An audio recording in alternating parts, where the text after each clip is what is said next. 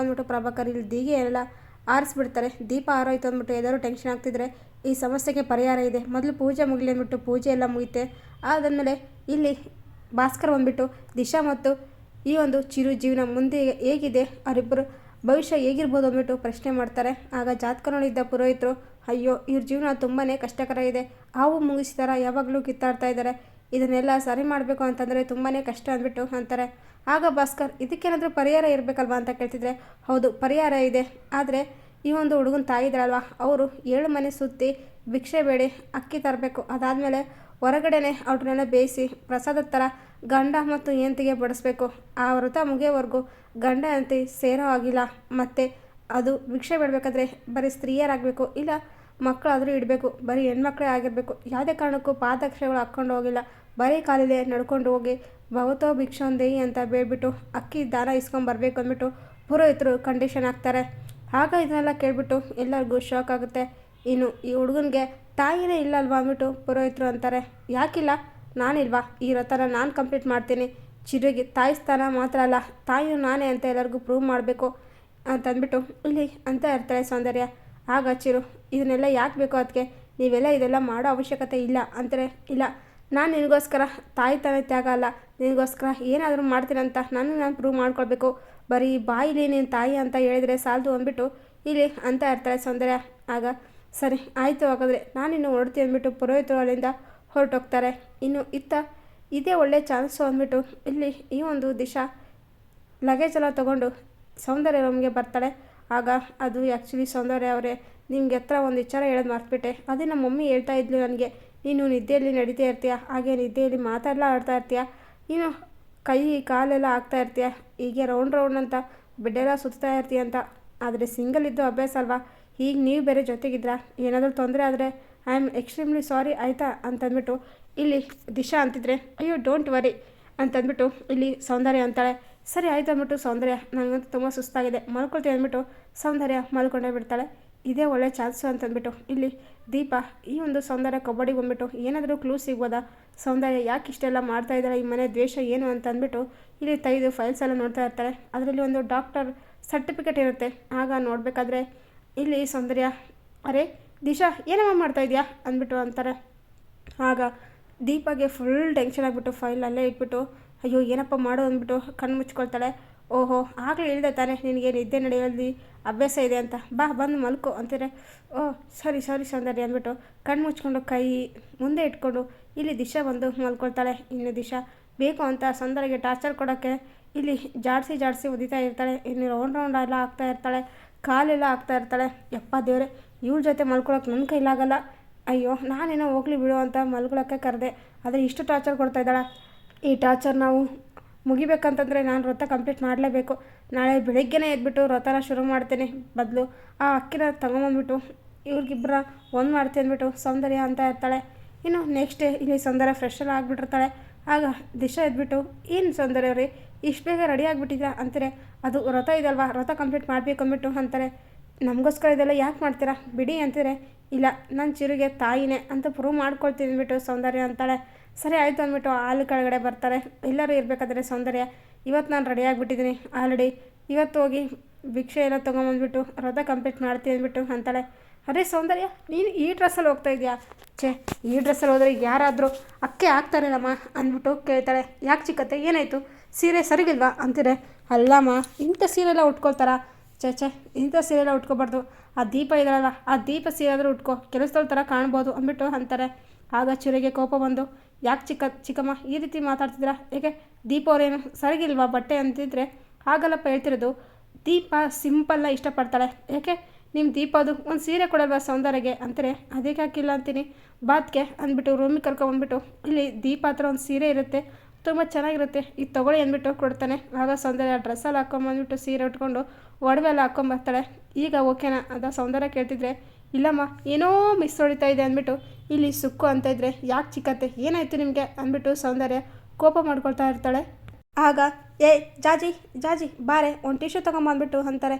ಸರಿ ತೊಗೊಳ್ಳಿ ಅಮ್ಮ ಅಂತಿದ್ರೆ, ಎಲ್ಲಿಗೆ ಓಡೋಗ್ತೀಯಾ, ಸ್ವಲ್ಪ ನಿಂತ್ಕೋ ಸೌಂದರ್ಯ ಅಂತ ಅಂದ್ಬಿಟ್ಟು ಅಂತಿದ್ರೆ, ಏನು ಮಾಡ್ತಾ ಇದೀಯ ನೀನು ಅಂದ್ಬಿಟ್ಟು ಇಲ್ಲಿ ಸೌಂದರ್ಯ ಅಂತಿದ್ರೆ, ನಿಂತ್ಕೋ ಅಮ್ಮ ಸೌಂದರ್ಯ, ಯಾಕೆ ಈ ರೀತಿ ಮಾಡ್ತಾ ಇದೆಯಾ, ಅಲ್ಲಮ್ಮ, ಇವೆಲ್ಲ ಜ್ಯುವೆಲರಿ ಒಡವೆಲ್ಲ ಹಾಕ್ಕೊಂಡಿದ್ರೆ ಯಾರು ತಾನೇ ಭಿಕ್ಷೆ ಹಾಕ್ತಾರೆ? ಇರು ಒಂದು ನಿಮಿಷ ಅಂದ್ಬಿಟ್ಟು ಸರ, ಜ್ಯುವೆಲರಿ, ಬಳೆ ಎಲ್ಲನೂ ಇಸ್ಕೊಂಡ್ಬಿಡ್ತಾರೆ. ಈಗ ಭಿಕ್ಷೆ ಬೇಡಗೆ ಪರ್ಫೆಕ್ಟ್ ಅನಿಸ್ತಾ ಇದೆ ಅಂದ್ಬಿಟ್ಟು ಅಂತಾರೆ. ಏನು ಹೇಳ್ತಿದ್ದೀರಾ? ಪ್ರತಿ ಸರ್ತಿ ಭಿಕ್ಷೆ ಭಿಕ್ಷೆ ಅನ್ಕೊಂತ ನಾನು ಈ ಒಂದು ವ್ರತ ಕಂಪ್ಲೀಟ್ ಮಾಡೋಕೆ ಹೊರಡ್ತಾ ಇರೋದು ಅಂತಾರೆ. ಅದೇ ಅಮ್ಮ, ಅದೇ ತಾನೇ ನಾನು ಕೂಡ ಹೇಳ್ತಿರೋದು. ಯಾವುದೇ ಕಾರಣಕ್ಕೂ ಪಾದರಕ್ಷೆ ಹಾಕ್ಕೋಬಾರ್ದು, ಮತ್ತು ನೀವು ಯಾವುದೇ ಕಾರಣಕ್ಕೂ ಕೋಪ ಮಾಡ್ಕೋಬಾರ್ದು ಅಂದ್ಬಿಟ್ಟು ಅಂತ ಇರ್ತಾರೆ. ಸರಿ ಆಯಿತು, ನೀವು ಬನ್ನಿ ಅಂತಾರೆ. ಏನು ನಾನಾ? ಅಯ್ಯೋ ಈ ಬಿಸಿಲಲ್ಲಿ ನಾನೆಲ್ಲಪ್ಪ ಹೋಗಲಿ? ಅಯ್ಯಯ್ಯೋ ಇಲ್ಲಮ್ಮ, ಪುರೋಹಿತರು ಹೇಳಿಲ್ವಾ ವ್ರತ ಮಾಡೋಕ್ಕೆ ಒಬ್ಬರೇ ಆಗಬೇಕಂತ, ನೀನೇ ಹೋಗ್ಬಾಮ್ಮ ಅಂದ್ಬಿಟ್ಟು ಇಲ್ಲಿ ಸುಖನ ತಪ್ಪಿಸ್ಕೊಳ್ತಾಳೆ. ಸರಿ ಆಯಿತು, ನಾನು ಹೊರಡ್ತೀನಿ ಅಂದ್ಬಿಟ್ಟು ಸೌಂದರ್ಯದಿಂದ ಹೋಗ್ತಾ ಇದ್ದರೆ ದಿಶಾ ಮತ್ತು ಈ ಒಂದು ಅಚ್ಚು ನೋಡಿಬಿಟ್ಟು ತುಂಬಾ ಖುಷಿ ಪಡ್ತಾ ಇರ್ತಾರೆ. ಇನ್ನು ಸೌಂದರ್ಯ ಬೀದಿ ಬೀದಿ ಬಂದುಬಿಟ್ಟು ಭಿಕ್ಷೆ ಹಾಕಿ ದಾನ ಮಾಡಿ ಅಂದ್ಬಿಟ್ಟು ಕೇಳ್ತಾ ಇರ್ತಾರೆ. ಆಗ ಯಾರು ಕೂಡ ಹೇ ಹೋಗಮ್ಮ ಹೋಗು ಅಂದ್ಬಿಟ್ಟು ಜನ ಎಲ್ಲ ಬೈತಾ ಇರ್ತಾರೆ. ಸೌಂದರ್ಯಗೆ ಫುಲ್ ಟ್ಯಾನ್ ಆಗಿರುತ್ತೆ, ಮಕ್ಕ ಎಲ್ಲ ಸುಸ್ತಾಗಿ ನೀರು ಇಳಿತಾ ಇರ್ತವೆ, ಅದು ಬೇರೆ ಕಾಲು ಸುಡುತ್ತಾನೆ ಇರ್ತವೆ ಬಿಸಿಲಿಗೆ. ಮನೆಗೆ ಬಂದು ಭಿಕ್ಷೆ ಹಾಕಿ ಅಂತ ಬೇಡ್ಕೊತಾ ಇದ್ದರೆ ಆಗ ಒಬ್ಬ ವ್ಯಕ್ತಿ ಬಂದುಬಿಟ್ಟು ದುಡ್ಡು ಕೊಡೋಕ್ಕೆ ಬರ್ತಾರೆ. ದುಡ್ಡು ಬೇಡ ನಮಗೆ ಅಕ್ಕಿ ಬೇಕು, ಪ್ಲೀಸ್ ಅಕ್ಕಿ ತೊಗೊಂಬನ್ನಿ, ಮನೇಲಿ ಹೆಣ್ಮಕ್ಳು ಬಂದುಬಿಟ್ಟು ಕೇಳ್ತಾರೆ. ಏನಮ್ಮ ಪಾಪ, ಏನೋ ಪಾಪ ಹೆಣ್ಮಗಳು ಕೇಳೋಕ್ಕೆ ಬಂದಿದ್ದಾಳೆ ಭಿಕ್ಷೆನ ಅಂತಂದ್ಬಿಟ್ಟು ದುಡ್ಡು ಕೊಡೋಕ್ಕೆ ಬಂದರೆ ಅಕ್ಕಿ ಬೇಕಂತೆ ಅಂತಕ್ಕೆ ಅಕ್ಕಿ ಬರೇ ಮತ್ತೆ ಹೆಣ್ಮಕ್ಳಿಲ್ವಾ ಮನೇಲಿ ಅಂತ ಕೇಳ್ತಾಯಿದ್ರೆ, ಹೋಗಮ್ಮ ಹೋಗೋ ನೀನು ಅಂದ್ಬಿಟ್ಟು ಜನ ಬೈತಾರೆ. ಯಾಕೆ ಈ ರೀತಿ ಕೋಪ ಮಾಡ್ಕೊತಾರೆ ಜನ? ಅಮ್ಮ ತಾಯಿ ಅಕ್ಕಿ ಹಾಕ್ರಮ್ಮ ಅಂದ್ಬಿಟ್ಟು ಕೇಳ್ತಾಯಿದ್ರೆ ಎಲ್ಲರೂ ಅಕ್ಕಿ ಹಾಕ್ತಾ ಇರ್ತಾರೆ. ಫೈನಲಿ ಒಂದು ಮಗು ಇರುತ್ತೆ. ನಮ್ಮ ಮನೇಲಿ ಯಾರೂ ಇಲ್ಲ, ಮಮ್ಮಿ ಹೊರಗಡೆ ಹೋಗಿದ್ದಾಳೆ ಅಂತಾರೆ. ಸರಿ ಕಂದ, ಹೋಗಿ ಅಡುಗೆ ಮನೆಯಲ್ಲಿ ಅಕ್ಕಿ ಇರ್ತವೆ ತೊಗೊಂಡು ಹಾಕು ಅಂದ್ಬಿಟ್ಟು ಅಂತಾರೆ. ಇಲ್ಲ ನಾನು ಹಾಕಲ್ಲ ಅಂದ್ಬಿಟ್ಟು ಮಗು ಅನ್ನತ್ತೆ. ಚಾಕ್ಲೇಟ್ ಕೊಡಿಸ್ತೀನಿ ಕಂದ, ಪ್ಲೀಸ್ ಅಮ್ಮ ಹೋಗಮ್ಮ, ಬೇಗ ಅಕ್ಕಿ ತೊಗೊಂಬ ಹಾಕು ಅಂದ್ಬಿಟ್ಟು ಅಂತ ಇದ್ದರೆ ಇಲ್ಲ ನಾನು ತರಲ್ಲ ಅಂದ್ಬಿಟ್ಟು ಮಗು ಆಟ ಮಾಡುತ್ತೆ. ಪ್ಲೀಸ್ ಅಂದ್ಬಿಟ್ಟು ಇಲ್ಲಿ ಸೌಂದರ್ಯ ಅಂತ ಇದ್ದರೆ ಅಷ್ಟರೊಳಗಡೆ ಜನ ಎಲ್ಲ ಬಂದುಬಿಡ್ತಾರೆ. ಮಗು ಅಳ್ಸೋದು ನೋಡಿ, ಏನಮ್ಮ ಏಯ್ ಮಕ್ಕಳು ಕಳಿ, ನೀನು ಮಕ್ಕಳನ್ನ ಕಳ್ತನ ಮಾಡೋಕ್ಕೆ ಬಂದಿದ್ಯಾ, ನೀನು ಹೀಗೆ ಬಿಟ್ಟರೆ ಆಗಲ್ಲ, ನಿನಗೆ ಪೊಲೀಸನ್ನ ಕಂಪ್ಲೇಂಟ್ ಕೊಡ್ತೀನಿ ಅಂದ್ಬಿಟ್ಟು ಪೊಲೀಸರಿಗೆ ಫೋನ್ ಮಾಡ್ತಾರೆ. ಅಯ್ಯೋ ನಾನು ಆ ರೀತಿ ಕಳ್ರಲ್ಲ ಸರ್, ನಾನು ಅಕ್ಕಿ ಕೇಳೋಕ್ಕೆ ಬಂದಿರೋದು. ಅಯ್ಯೋ ನಾನು ಯಾಕೆ ಮಗನ ಕಿಡ್ನಾಪ್ ಮಾಡಲಿ ಅಂದ್ಬಿಟ್ಟು ಸೌಂದರ್ಯ ಅಂತಿದ್ರೆ ಬಂದರೆಲ್ಲ ಈಗ ಹೇಳೋದು ಮಕ್ಕಳು ಕಿಡ್ನಾಪರು ಈಗಿನ ಕಾಲದಲ್ಲೇ ಹೆಚ್ಚಾಗಿದೆ. ಅಯ್ಯೋ ನಮಗೆ ಗೊತ್ತಿಲ್ವಾ ನಿಮ್ಮ ಬಂಡವಾಳ ಏನು ಅಂತ, ನಿಮ್ಮ ಗ್ಯಾಂಗ್ ಎಲ್ಲಿದೆ, ಗ್ಯಾಂಗ್ ಲೀಡರ್ ಯಾರು, ನೀನೇನು, ನಿನ್ನ ಹೆಸರೇನು ಅಂದ್ಬಿಟ್ಟು ಕೇಳ್ತಾ ಇರ್ತಾರೆ. ಆಗ ಪೊಲೀಸರೆಲ್ಲ ಬರ್ತಾರೆ. ಸರ್ ನಾನು ನಿಜವಾಗ್ಲೂ ತಪ್ಪು ಮಾಡಿಲ್ಲ, ನಾನು ಯಾರು ಗೊತ್ತಾ, ನಾನು ಕಂಪ್ನಿ ಓನರು, CEO ನಾನು, ದಿ ಗ್ರೇಟ್ ಸೌಂದರ್ಯ ಅಂದ್ಬಿಟ್ಟು ಅಂತ ಇದ್ದರೆ ಸುಮ್ಮನಿರಮ್ಮ, ಇಂಥವೆಲ್ಲ ಬಿಲ್ಡಪ್ ಕೊಟ್ಟಿದ್ದು ಸಾಕು, ಎಲ್ಲರೂ ಹೀಗೆ ಹೇಳೋದು ತಗ್ಲಾಕೊಂಡಾಗೆ ಅಂದ್ಬಿಟ್ಟು ಪೊಲೀಸರು ಅಂತಾರೆ. ನಿಮ್ಗೆ ಯಾಕೆ ಅರ್ಥ ಆಗ್ತಿಲ್ಲ, ಇರಿ ಒಂದು ನಿಮಿಷ ಅಂದ್ಬಿಟ್ಟು ಚಿರಿಗೆ ಕಾಲ್ ಮಾಡಿ ಎಲ್ಲ ಕೂಡ ಹೇಳ್ತಾರೆ. ಹೌದು ಸರ್, ನೀವು ತಪ್ಪಾಗಿ ಅರ್ಥ ಮಾಡ್ಕೊಂಡಿದ್ದೀರಾ, ಇದು ಜಸ್ಟ್ ವ್ರತ ಮಾತ್ರ ಅಂದ್ಬಿಟ್ಟು ಅಂತಾರೆ. ಏನೋ ಹೌದಾ, ಯಾಕಮ್ಮ ಈ ರೀತಿ ಕೆಲಸ ಮಾಡ್ತೀರಾ, ಈಗಿನ ಕಾಲದಲ್ಲಿ ಯಾರಿಗೇನು ಹೇಳಬೇಕು ಅರ್ಥನೇ ಆಗ್ತಾ ಇಲ್ಲ ಅಂದ್ಬಿಟ್ಟು ಸೌಂದರ್ಯನ ಬೈತಾರೆ. ಆಗ ಸೌಂದರ್ಯ ಬೇರೆ ದಾರಿನೇ ಇದೆ, ಅಕ್ಕಿ ತೊಗೊಂಡು ಬರ್ತಾ ಇರ್ತಾಳೆ ಮನೆ ಕಡೆ. ಇನ್ನು ಈ ಒಂದು ದಿಶಾ ಇಲ್ಲಿ ಚಿರು ಇಬ್ಬರು ಕೂಡ ಪ್ರೆಸ್ಸವ್ರು ಬಂದಿರ್ತಾರೆ. ಆಗ ಹೊರಗಡೆ ಬಂದು ಹಾಲಲ್ಲಿ ಕೂತ್ಕೊಳ್ತಾರೆ. ಚಿರು ದಿಶಾ ನಿಂತ್ಕೊಂಡಿರ್ಕಾದ್ರೆ ಭಾಸ್ಕರ್ ಇಷ್ಟು ದೂರ ನಿಂತ್ಕೊಳ್ಳೋದು, ಹತ್ರ ನಿಂತ್ಕೊಳ್ಳೋದ್ಬಿಟ್ಟು ನೂಗ್ತಾನೆ. ಇದರಿಂದ ಚಿರು ಮತ್ತು ದೀಪ ಇಬ್ಬರು ಕೂಡ ಒಂದಾಗ್ತಾರೆ. ದಿಶಾ ಮತ್ತು ಸೌಂದರ್ಯ ಹೊಸ ಯುದ್ಧ ಶುರುವೇ ಆಗಿಬಿಡುತ್ತೆ. ಇಲ್ಲಿ ಪ್ರಶ್ನೆರು ಬಂದುಬಿಟ್ಟು ಪ್ರಶ್ನೆ ಕೇಳ್ತಾ ಇರ್ತಾರೆ. ಇವರು ನಿಮ್ಮ ಹೆಂಡತಿ ಅಲ್ವಾ, ತುಂಬಾ ಜೋಡಿ ಚೆನ್ನಾಗಿದೆ ನಿಮ್ಮಿಬ್ಬರದು, ಮೇಡ್ ಫಾರ್ ಈಚ್ ಅದ ಅಂದ್ಬಿಟ್ಟು ಅಂತ ಇರ್ತಾರೆ. ಇನ್ನು ನಿಮ್ಮನ್ನ ಕರೆಸಿರೋ ಉದ್ದೇಶ, ಅದು ನಾನು ದೀಪ ಅವ್ರ ಹೆಸರಲ್ಲಿ ಈ ಒಂದು ಲಾಂಚ್ ಮಾಡ್ತಾ ಇದ್ದೇನೆ ಡ್ರೆಸ್ನ. ಎಷ್ಟು ಚೆನ್ನಾಗಿದೆ ಅಲ್ವಾ, ನೀವು ಏನಪ್ಪ ಇದು ಟ್ರೆಡಿಷ್ನಲ್ ಆಗಿದೆ, ಮಾಡರ್ನ್ ಲುಕ್ಕೇ ಇಲ್ಲ ಅಂತ ಅಂದ್ಕೋಬೋದು, ಆದರೆ ಇದರಲ್ಲಿ ಅದರದೇ ಒಂದು ಅವಶ್ಯಕತೆ ಇರ್ಬೋದು, ಅದರೇ ಒಂದು ಸ್ಥಾನಮಾನ ಇದೆ. ಇದು ನಮ್ಮ ದೀಪ ಅವರು ಉಡ್ತಿರೋಂಥ ಲಂಗ ಈಗೇನು ಟ್ರೆಂಡ್ ಆಗ್ತಿದೆ, ಟ್ರೆಂಡ್ ಆಗಬೇಕಂತಲೇ ಈ ರೀತಿ ಹೊಸ ಕಾನ್ಸೆಪ್ಟೊಂದಿಗೆ ಬರ್ತಾ ಇರೋದನ್ನು ನಾನು ಅಂದ್ಬಿಟ್ಟು ಚಿರು ತನ್ನ ಪ್ರಾಜೆಕ್ಟ್ ಬಗ್ಗೆ ಎಕ್ಸ್ಪ್ಲೇನ್ ಮಾಡ್ತಾ ಇರ್ತಾನೆ. ಆಗ ಇಲ್ಲಿ ಒಬ್ಬರು ಪ್ರಶ್ನೆ ಮಾಡ್ತಾರೆ, ಏನು ಮೇಡಮ್ ಇತ್ತೀಚೆಗೆ ನೀವು ಈ ಮನೆ ಹೊಸದಾಗಲಿಂದ ಸೌಂದರ್ಯರ ಆಡಳಿತ ಕಡಿಮೆ ಆಗಿದೆ, ಎಲ್ಲ ನಿಮ್ಮ ಕೈವಾಡ ಆಡಳಿತ ಆಗಿದೆ, ಇನ್ನು ಮುಂದೆ ಸೌಂದರ್ಯಗೆ ಯಾವುದೇ ರೀತಿ ಅಧಿಕಾರ ಇಲ್ವಾ, ನೀವೀಗ ಕಂಪ್ನಿ ಓನರ್ ಆಗಿಬಿಟ್ರಾ, ಹಾಗಾದರೆ ಸೌಂದರ್ಯಗತಿ ಏನು ಅಂತೇಳ್ಬಿಟ್ಟು ಪ್ರಶ್ನೆ ಮಾಡ್ತಾ ಇರ್ತಾರೆ.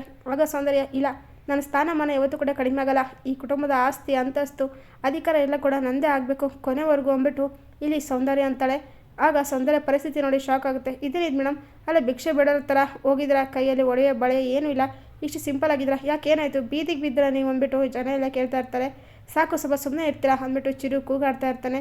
ಇಲ್ಲಿ ದೀಪಗೆ ತುಂಬಾ ಖುಷಿ ಆಗ್ತಾ ಇರುತ್ತೆ. ಫೈನಲಿ ಅಂತೂ ಸೌಂದರ್ಯ ಈ ಒಂದು ಮುಖವಾಡನ ಪ್ರೆಸ್ಸವ್ರ ಮುಂದೆ ಬಯಲು ಮಾಡಿದ್ದಾಳೆ ದೀಪ. ಈಗಾದರೂ ಚಿರುಗೆ ಗೊತ್ತಾಗುತ್ತಾ ಸೌಂದರ್ಯ ಎಂಥ ಕೆಟ್ಟೋಳು ಅನ್ನೋ ಸತ್ಯ. ಸೌಂದರ್ಯ ಗುಟ್ಟು ರಟ್ಟಾಗುತ್ತಾ ಮನೋರೆದ್ರಿಗೆ ಸೌಂದರ್ಯಗೆ ಆದಷ್ಟು ಬೇಗ ತಕ್ಕ ಪಾಠ ಕಲಿಸ್ತಾಳೆ ನಮ್ಮ ದೀಪ ಅಂತ ನೋಡೋಣ. ಈ ವಿಡಿಯೋ ನಿಮಗೆ ಇಷ್ಟ ಆದರೆ ಪ್ಲೀಸ್ ಲೈಕ್ ಮಾಡಿ, ಶೇರ್ ಮಾಡಿ, ಕಮೆಂಟ್ ಮಾಡಿ. Thank you for watching.